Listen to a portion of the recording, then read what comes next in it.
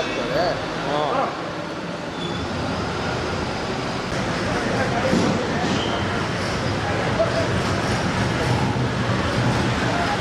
ಯಾವ ಮಾಲೂರು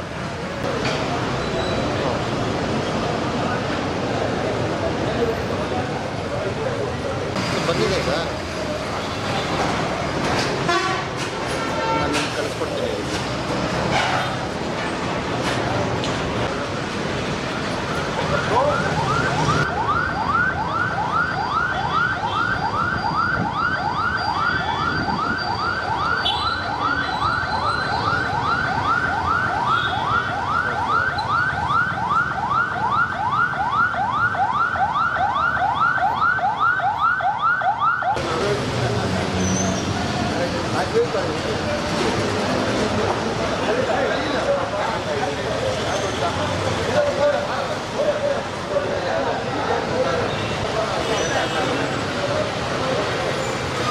ಆಸ್ಪತ್ರೆಗೆ ಹೋಗೋದಲ್ಲ ಮಗ, ಹೆಲ್ಮೆಟ್ ಹಾಕೊಂಡು ಹೋಗ್ಬೇಕು.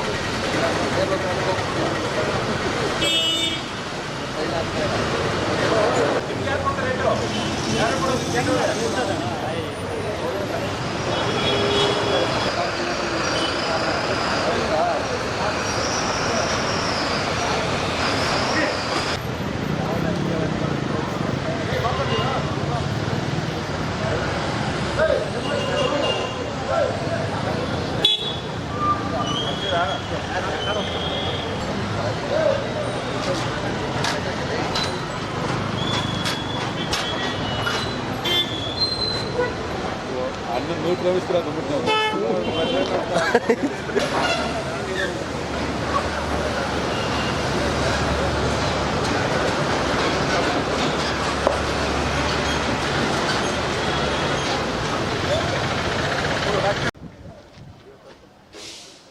ಫೋಟೋ ಅಲ್ಲೇ ಇವೆಂಟ್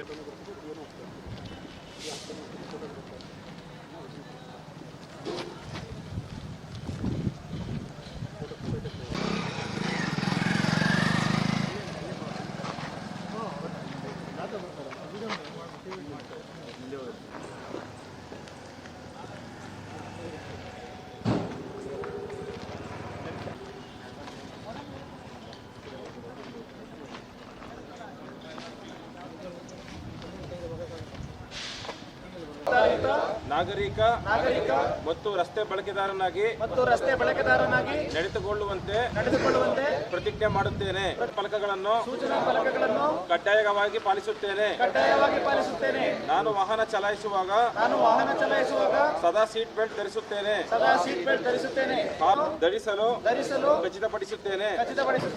ನಾನು ದ್ವಿಚಕ್ರ ವಾಹನ ಚಲಾಯಿಸುವಾಗ ಸದಾ ಹೆಲ್ಮೆಟ್ ರಸ್ತೆ ಒಂದು ಸಾರ್ವಜನಿಕರಲ್ಲಿ ರಸ್ತೆ ಸುರಕ್ಷತೆ ಬಗ್ಗೆ ಅರಿವನ್ನು ಮೂಡಿಸುವಂಥ ಒಂದು ಕಾರ್ಯಕ್ರಮ, ಹಾಗೆ ಒಂದು ಹೆಲ್ಮೆಟ್ಗೆ ಸಾಯುವಂಥ ಪರಿಸ್ಥಿತಿಗಳು ಜಾಸ್ತಿ ಆಗಿದೆ.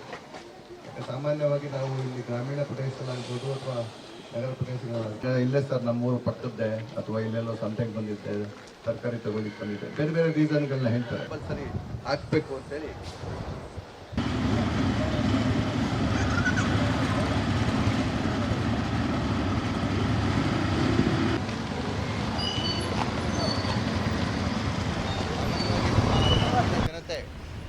ರಸ್ತೆಯಲ್ಲಿ ಹೋಗ್ಬೇಕಾದ್ರೆ ಹೆಲ್ಮೆಟ್ ಹಾಕದೆ ಸಾಮಾನ್ಯವಾಗಿ ಹೋಗ್ತಾ ಇರ್ತಾರೆ. ಅದರಿಂದ ಹೆಡ್ ಇಂಜರಿ ಆಗಿ ಸಾಯುವಂಥ ಸಾಧ್ಯತೆ ಜಾಸ್ತಿ ಇರ್ತದೆ. ಯಾಕಂದರೆ ಇತ್ತೀಚಿನ ದಿನಗಳಲ್ಲಿ ರಸ್ತೆ ಅಪಘಾತಗಳಲ್ಲಿ ಸಾಯ್ತಾ ಇರುವಂಥ ಜನಸಂಖ್ಯೆಯಲ್ಲಿ 95% ಜನಸಂಖ್ಯೆ ಹೆಡ್ ಇಂಜರಿ ಆಗಿ ಅಥವಾ ತಲೆಗೆ ಪೆಟ್ಟಾಗೋದ್ರಿಂದ ಸಾವು ಸಂಭವಿಸ್ತಾ ಇದೆ. ಆ ಒಂದು ಕಾರಣದಿಂದಾಗಿ ಏನು ಈ ದಿನ ಒಂದು ರಸ್ತೆ ಸುರಕ್ಷತಾ ಸಪ್ತಾಹದ ಪ್ರಯುಕ್ತ ಅದ್ವಿಕ್ ಕಂಪನಿಯವರು ಒಂದು ಸಾರ್ವಜನಿಕರಿಗೆ ಒಂದು ಈ ಗಣೇಶ ಒಂದು ಮೂರ್ತಿಯನ್ನು ಒಂದು ಇದಾಗಿಟ್ಕೊಂಡು ಮುಂದೆ ಹೆಲ್ಮೆಟ್ ಇಲ್ಲದೆ ಹೋದಂಥ ಸಂದರ್ಭದಲ್ಲಿ ತಲೆಗೆ ಹೆಡ್ ಇಂಜುರಿ ಆದರೆ ಗಣೇಶನಿಗಾದರೆ ಒಂದು ಆನೆ ತಲೆ ಬಂತು, ಆದರೆ ಮನುಷ್ಯನಿಗೆ ಯಾವುದೇ ತಲೆ ಬರಲ್ಲ ಅನ್ನೋ ಒಂದು ಕಾನ್ಸೆಪ್ಟನ್ನ ಇಟ್ಕೊಂಡು ಈ ದಿನ ಒಂದು ಸಾರ್ವಜನಿಕರಿಗೆ ಒಂದು ರಸ್ತೆ ಸುರಕ್ಷತೆ ಬಗ್ಗೆ ಒಂದು ಅರಿವನ್ನು ಮೂಡಿಸುವಂಥ ಒಂದು ಕಾರ್ಯಕ್ರಮನ ಅಂದ್ಕೊಂಡಿದ್ದಾರೆ. ಇದು ಭಾಳ ಒಂದು ರೀತಿ ಉತ್ತಮ ಬೆಳವಣಿಗೆ.